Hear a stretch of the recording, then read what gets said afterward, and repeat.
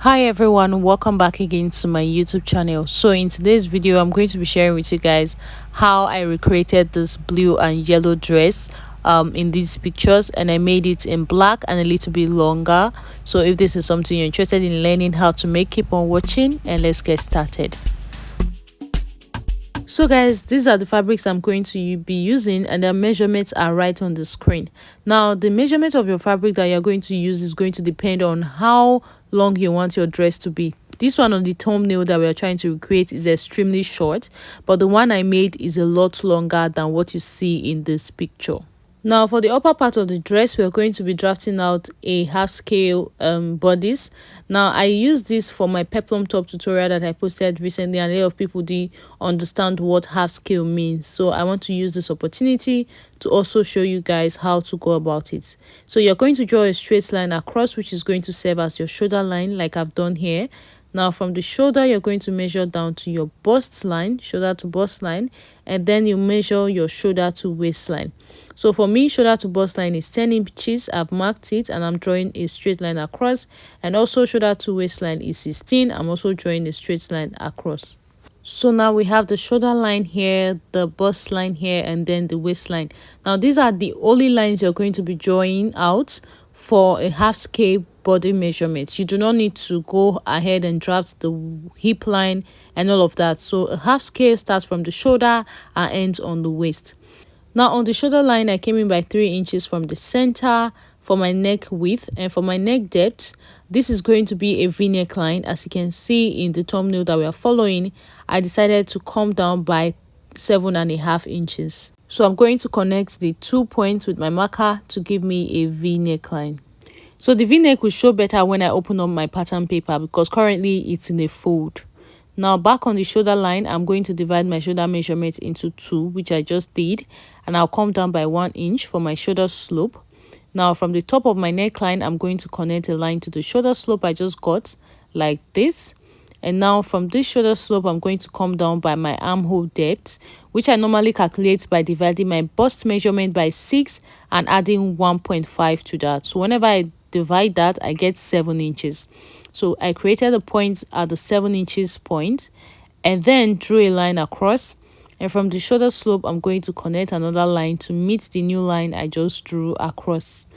Now on this new line that I just drew across, I'm going to divide my bust measurement by 4 and I'm going to make a point here. Now I'll take the midpoint of my armhole depth right here. You can divide it by yourself, or you can use your tape to just divide it like I did here. Now once you've gotten the midpoint, you're going to go in by 1/2 inch.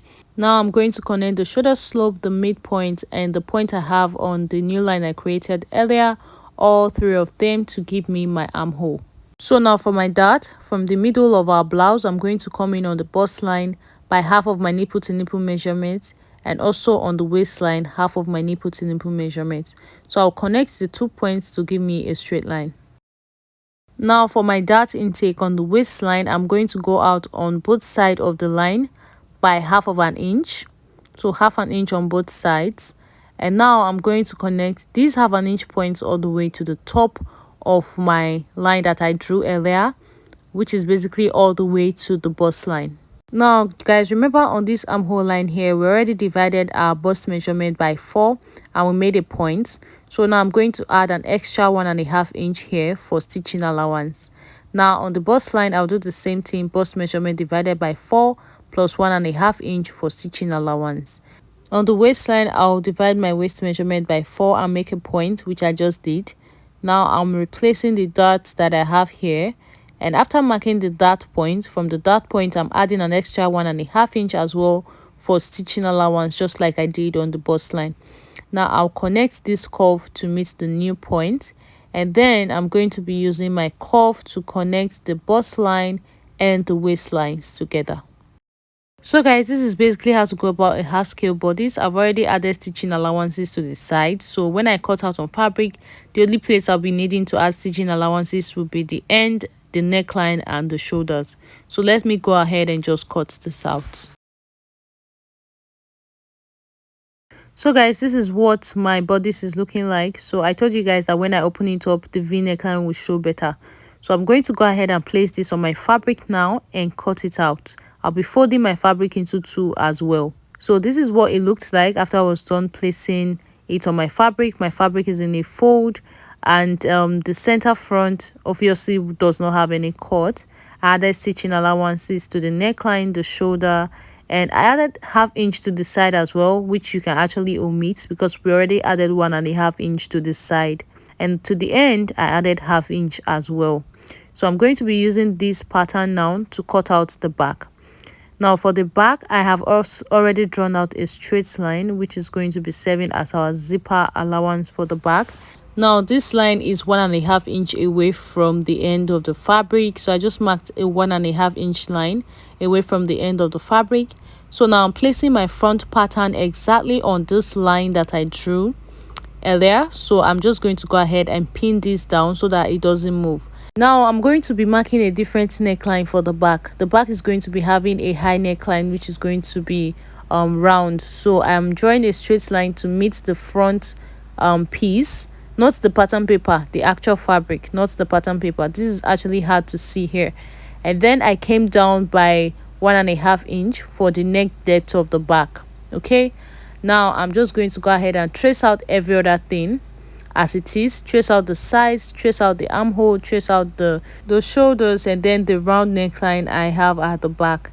Then I went ahead to also separate the two back pieces because they are supposed to be two and not one. Make sure that you also fold your fabric into two when you are cutting out the back pieces as well. So these are the two pieces we are going to be working with. I have gone ahead to cut out lining pieces for each of these piece here. So I'm going to be using a normal lining to line the inside of my fabric. Now remember that the fabric I'm working with is Duchess, and it is very silky. It is hard to work with. Honestly guys, it's one of the hardest fabric I've had to work with recently. It's just always moving on its own basically.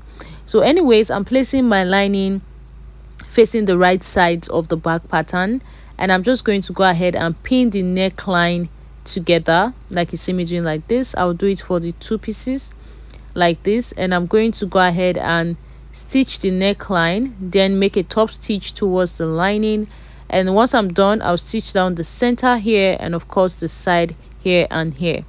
This is it for the back pattern. And then for the front, I also cut out a lining piece which I'm going to be joining together. So you're going to place the two pieces, lining and actual pieces, right sides facing each other. Go ahead and pin around the neckline like I'm doing here. So you also go ahead and stitch around the neckline, make a top stitch, and then stitch the sides. So guys, I am done making the stitch. I made a top stitch towards the lining as you can see, and I stitched down the sides, and of course you know I went ahead to iron it out. I did the same thing for the back pieces as well, and you can see how neat it looks. So now the next thing we're going to be doing is to join these two pieces together. That's the front and back together on the shoulders. And what I normally do is place all the shoulder pieces together and use one of the lining to turn everything over, so this way you have a very neat finishing on your shoulder. So I'm just going ahead to pin all the pieces together, and I will do the same thing for the other side as well. Just pin all 4 pieces together. Make sure you're using one of the lining to cover everything up, and I'm just going to go ahead and pin this down as well, and I will head over to the sewing machine and stitch it down here and do the same thing for the other piece as well. Then once I'm through with that, I'm going to stitch the dart areas for the back and the front. So guys, I am done stitching the darts as you can see, front and back. You can actually measure where your darts should be by placing back your pattern paper. And of course you notice I've joined the shoulders as well. So be leaving this aside for now. Let's work on the sleeve. So now this is a basic sleeve pattern. I've determined the length I want my sleeve to be. So I want to change this basic sleeve pattern into a puff sleeve. So I'm just making the 1.5 inch points across. You can use any measurement for this. So I'm just dividing the end of my sleeve, and I went ahead to use that division I did to make lines across and then labeled 1 to 4. So I'm going to be spreading these that I just cut into pieces on my actual fabric. So I'm going to fold my fabric into 4. So I've folded it into 4 and I'm ironing it out. First, on the folded edge, I'm just going to go ahead and draw a straight line across. It is 1 inch away from the end of the fabric. Now from the center fold, I'm placing the piece labeled 1. You know, the center of your sleeve must not have any cuts, so the part of the fold that doesn't have any cut is where you place this the part of the sleeve labeled 1. Then the distance from 1 to 2, I gave it 3 inches, and I'm going to pin the paper labeled 2 3 inches away from the one labeled 1. And after that, I pinned the other ones as well. Everything is 3 inches away from each other.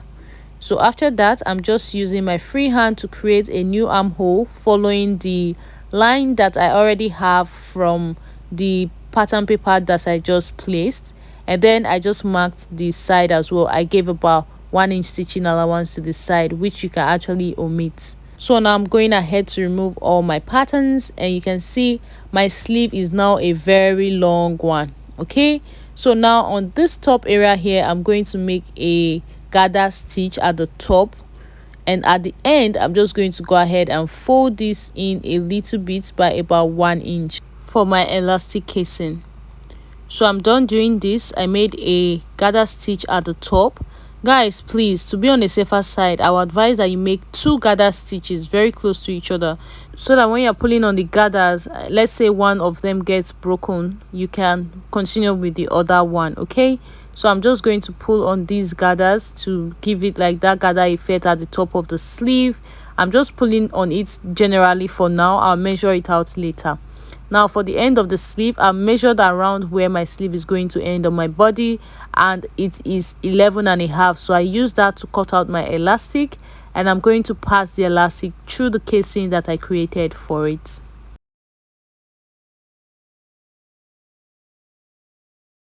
So now you see we have a very small puffy looking sleeve. Now we're going to be placing it on the armhole area. So we have to measure to be sure that the sleeve is going to fit in perfectly. So first thing you would do is to measure around the armhole. You know, the armhole already have stitching allowances and all of that. So I think I had about 20 inches when I made that measurement.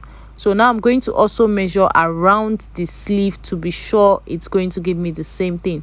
So once I measured it and I was sure it was going to give me the same thing, I marked a point in the middle of my sleeve. And now I'm going to join my sleeve to the actual fabric. So I'll place the middle of the sleeve to the shoulder points where I joined the front and back together. I'll pin it down like this, and I'm just going to continue pinning the armhole, the sleeve all the way around the armhole. It's actually very easy. Just pin your sleeve all the way around the armhole. Just make sure that the gathers are even before you actually start placing this on your sleeve.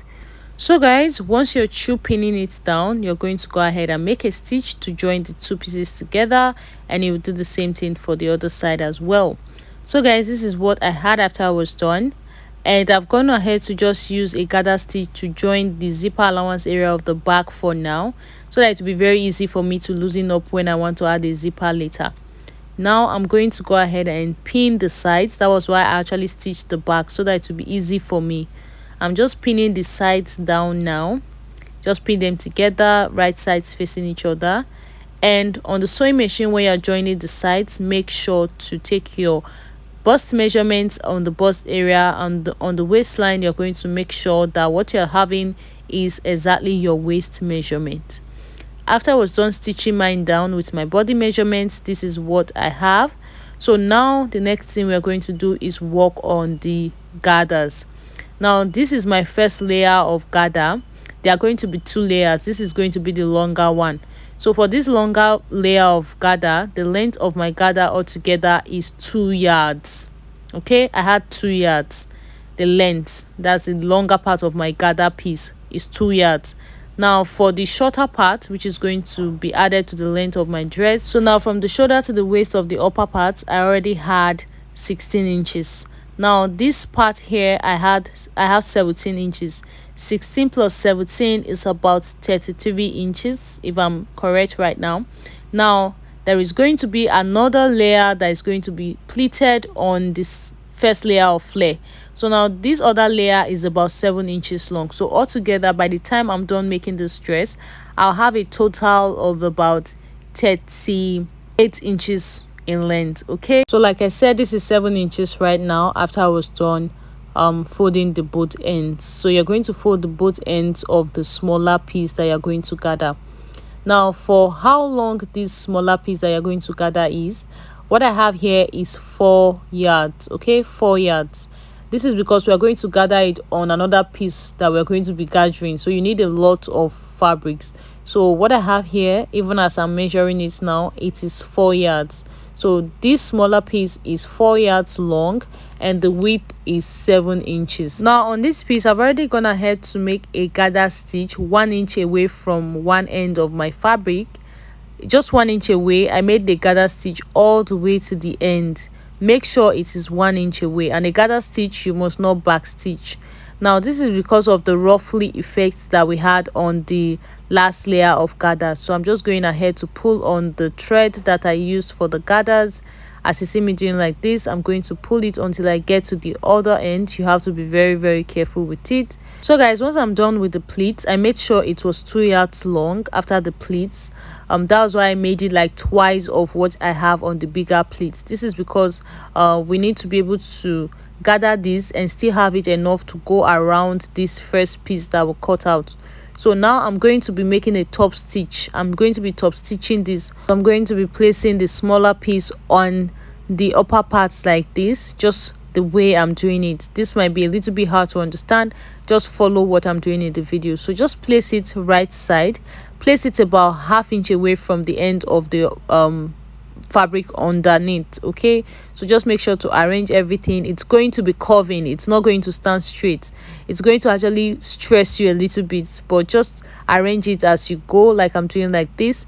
And then you're going to pin it down and then head over to the sewing machine and just make a top stitch along the line that you already had. So guys, this part of the dress was one of the hardest, honestly, but I've stitched it down now, as you can see. Now let's go ahead and make gathers on the upper parts. Now on the upper part, I've sewn a gather stitch as well all the way around the upper parts. So I'm just going to pick on one of the threads like we always do. Pick on the top thread and we're going to go ahead and start pulling on the thread. So you're going to pull until you get to the other end as well. So after we're done with everything, now I want to measure around this area because it has to be exactly the same thing as what is on my waist, because this is going to be placed on the waist. So I just used my hand to just tear off the zipper allowance area that I stitched down earlier on the upper part of my blouse, and I'm just going to measure around the waist on the upper part, and I got the measurements that is exactly what I have on the gathers that I just made. So now that I'm convinced that everything is exactly the same, I am going to be placing the upper part of the gathers on my actual fabric, which is the upper part like this. We're placing them together, right sides facing each other, and I'm just going to go ahead and pin my gathers all the way around the waistline of my blouse. So once you're done pinning this down, the next thing is very simple. You're going to go ahead and stitch it together. That's definitely the next thing to do. So you go ahead and make a stitch to join these two pieces together. So guys, this is what it looks like after I was done making my stitch, and I also went ahead to join the back to where I want my zipper to start from. Okay, so now on the zipper area here, this opening, I'm going to go ahead and place a zipper here, and that will basically be all for the making of this dress. So I've placed my zipper now, and you can see what the dress is looking like. You can see the sleeve, you can see the bodies, you can see everything. So yeah, this is what it looks like on my body form, and like I said, I made mine a lot longer. So thank you so much for watching. I'll see you in my next one.